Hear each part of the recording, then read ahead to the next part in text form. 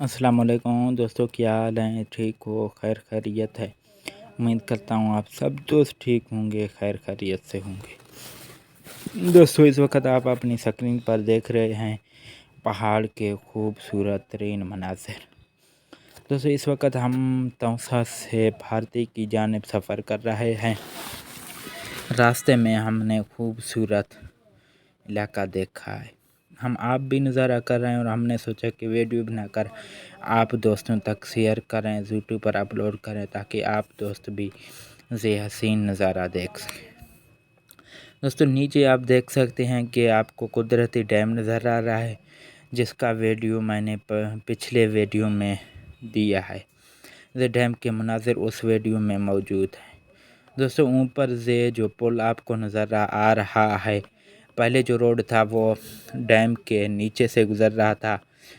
कुदरती डैम बनने की वजह से वहाँ रोड बंद हो गया। फिर इस पुल को आर्जी तौर पर रखा गया ताकि रास्ता बंद ना हो जाए, क्योंकि जहाँ रोज़ाना हज़ारों गाड़ियों की आमदोरफ्त है, इसलिए इस पुल को आर्जी तौर पर रखा गया ताकि मुसाफिरों को तकलीफ़ ना हो और ट्रांसपोर्टर हज़रात को तकलीफ़ ना हो।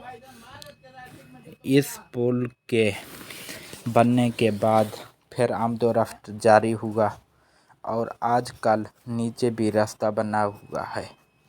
दोस्तों, ये आप देख सकते हैं, ये पुल जहाँ रखा गया है डिप्टी कमिश्नर डीजी खान की तरफ से, क्योंकि पहले रास्ता नहीं था। इस पुल को इसलिए रखा गया ताकि आमदोरफ्त का सिलसिला जारी रहे।